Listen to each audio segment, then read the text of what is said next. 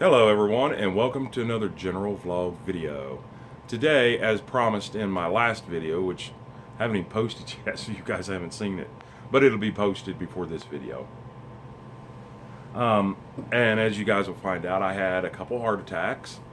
I don't recommend them to anybody, so if you're thinking about it, I don't recommend it. And if you can do anything in your life to prevent it, do it. Also found out I was a diabetic, and that is what caused my heart attack. I don't recommend that to anybody either, but it is what it is, and now I have to deal with the consequences of it, the aftermath, so to speak. So I had told you guys that on the last video, basically what happened, kind of gave you a rundown on both of the heart attacks. And I also told you I had an up-and-coming doctor's appointment. And now, unfortunately, I told you I would make a video right after that, and it's been not quite a week, but almost a week.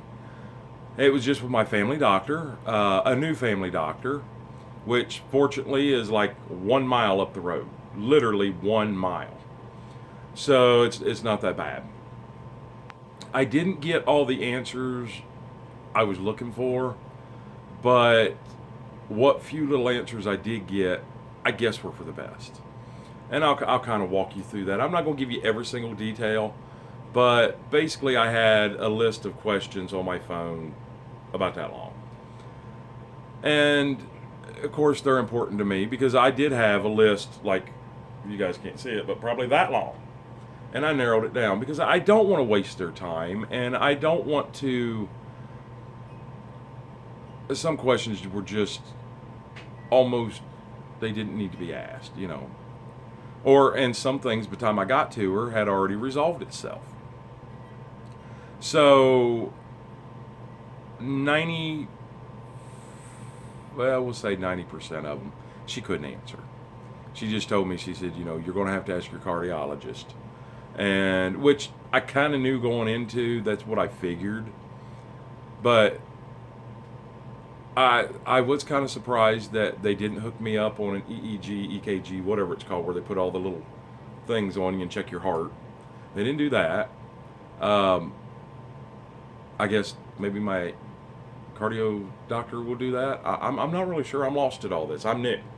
So I was kind of hoping that they would do that.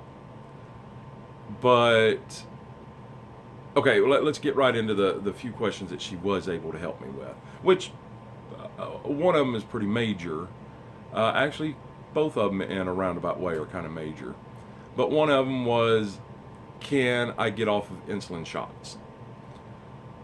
And she said yes. They looked at my past where I checked my blood sugars. And she said yes, easily you can get off of shots. So they put you on a pill called metformin. I think that's what it is. I haven't started it yet. I'm actually going to start it today. So, but on the downside of that whole good news is I still have to continue with the shots for about another 2.5 months. Because they taking you off from what I understand, and once again, I'm not a professional, but this is what I understood.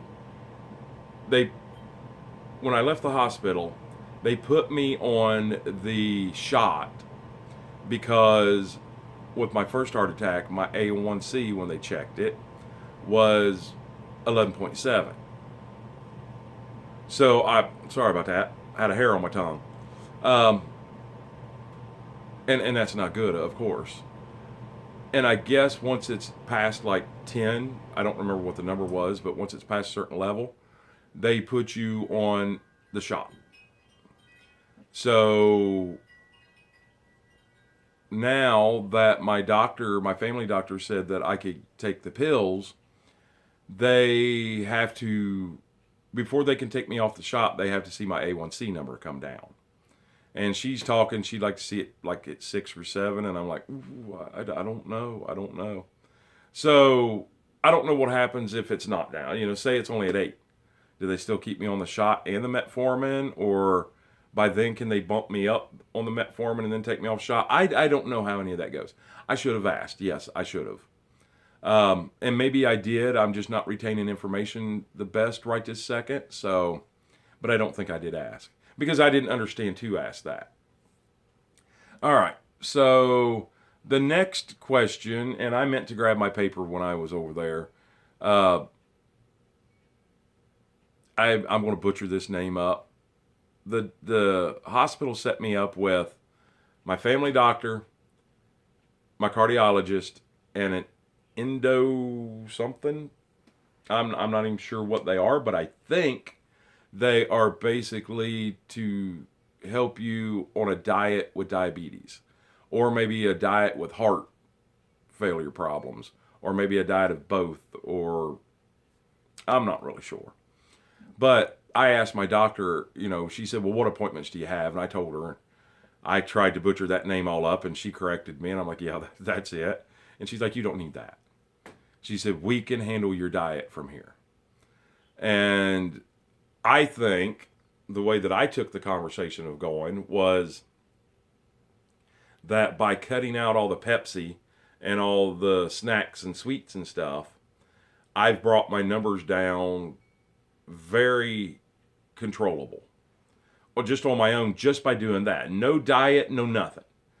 Because as of right now, they really don't have me on a diet.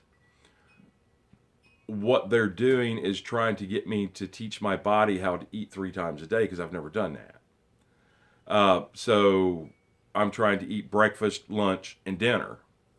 And that's going to help me control my diabetes and the fact of proportion size. You know, instead of Rick's style of mashed potatoes and gravy, you know, that big around and that tall, you know, we do normal proportions. And I think she's seen that so much has changed on my diabetes side just simply because of that. That she knows that we can control it ourselves. And we do also have the option, and she told me this, that, you know, if we come across a roadblock or something, and we can't get past, I can always then go to that specialist. But I think she thinks, and I think both, that I'm not going to need that. So we'll see how it goes. Now, on my own, I have been following a somewhat of a diet. One that I've kind of thumbed through right now. Since the heart attacks,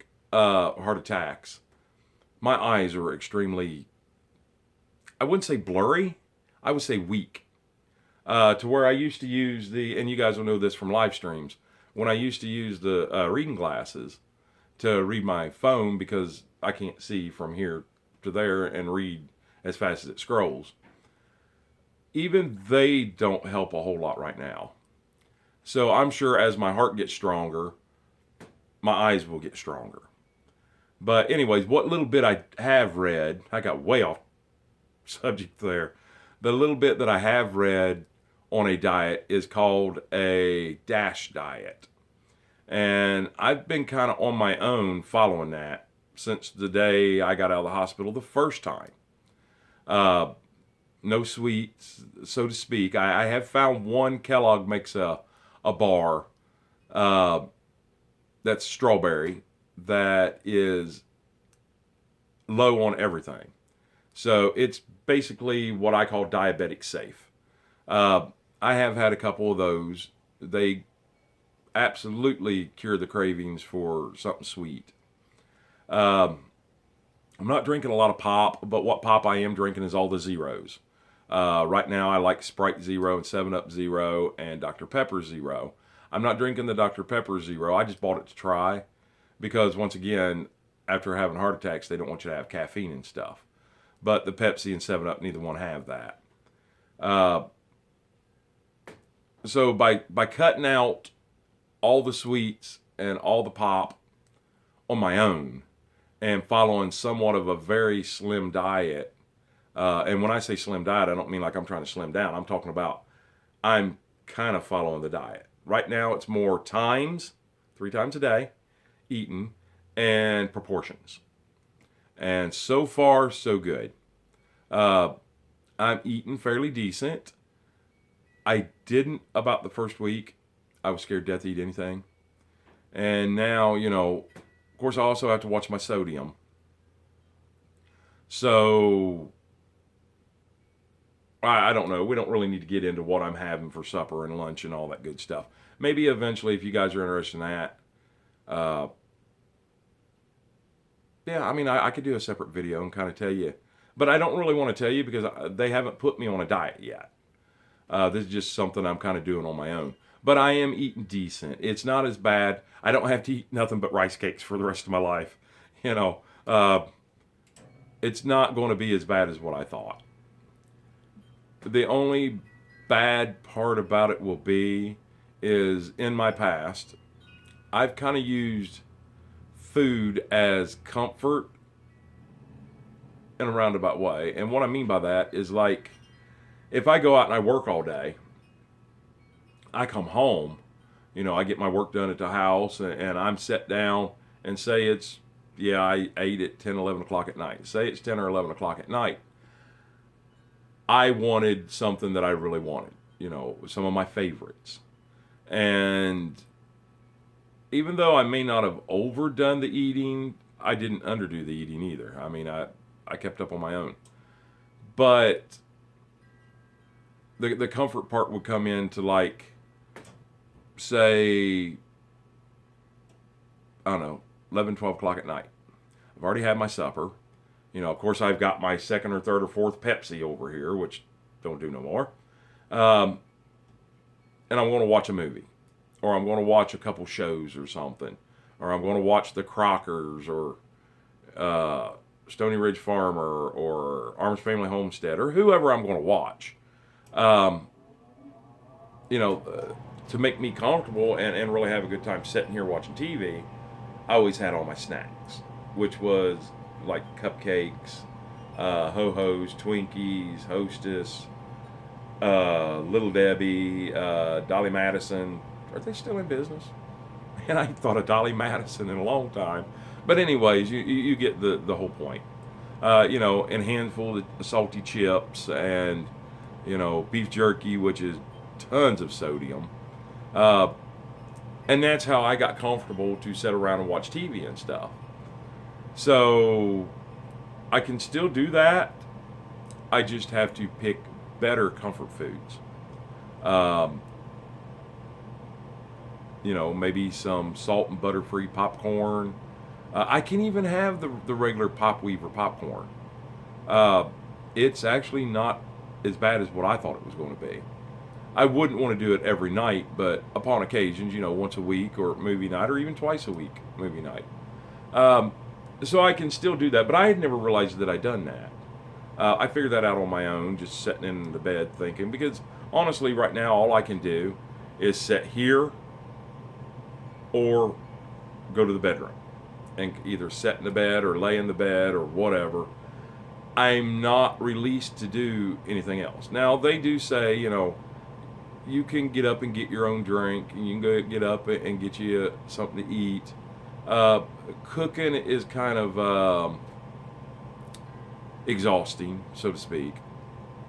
Although I cooked yesterday, and I was perfectly fine. But I did it in stages. I can still do dishes. Yesterday I mopped the floor, swept it, and then mopped it. Now, as far as sweeping, I did not bend down to use the dustpan. I made Ricky help me with that because that's one thing that I'm not supposed to do with the new stents put in my heart is bend over far like that. Like I have a hard time taking clothes out of the dryer. So getting them from the washer one-handed, just grab a couple things, throw it in that doesn't bother me. Getting in the dryer and getting clothes out because I'm bending over down low like that bothers me. So, but anyways, here I am rambling on and on and on, and we're almost 15 minutes into this video. And basically all I was going to tell you is tomorrow I have my cardiologist.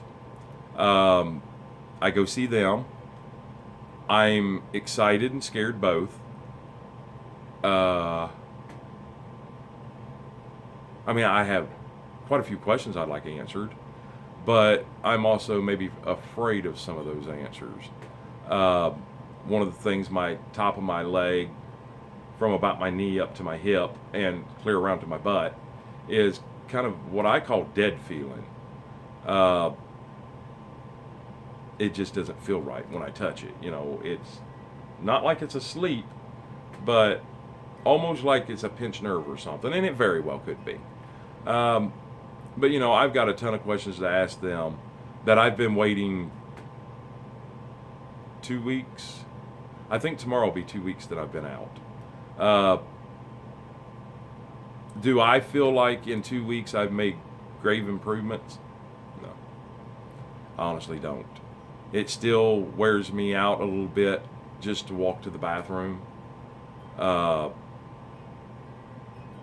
Things just they wear me out really quick. I feel fatigue afterwards. I would have thought that would have lifted a little bit by now, but once again, I'm not a professional, so I don't know. So that sends me a little fear in what they might tell me and how long a recovery could take, and then just other random questions, you know. Uh, I'm sure they're going to hook me up on a machine, check my heart. I would love to hear, you know, that I think my heart, last I heard, was working like 15%. I would love to hear that now it's working 20%. You know, I would like to see some type of update, progress. Um, Anything positive from them is going to change my mindset completely. But also anything negative from them is going to change my mindset completely. So I'm hoping and praying for, I'm not going to be selfish and say all good news, but you know, on the majority good news and no devastating news. I can handle a little bad news, but nothing devastating. You know, to me, if I went in and they said, well, you've got to have more operations, that would be devastating. But if I go in and they say, you know, well, your recovery, you're thinking your recovery is going to take about a month, and it could take up to 6 months. That's bad news, but it's not devastating. So that's what I'm hoping and praying for. Anyways, I'll do another video after that. It might be another week, considering I'm already making this video, and you guys still haven't even seen the first video. Most of you out there don't even know what's going on yet. But I'll get them posted, I promise. And maybe I'll even give you guys a surprise and do a weekly update on the trailer park. Because just because I had a heart attack doesn't mean that the trailer park stopped existing. So maybe I'll do that. Anyways, hope you guys have a great day, and even better tomorrow, and an awesome night. And we will see you on the next video or the next live stream. And please, please, please be safe. You guys have a great day.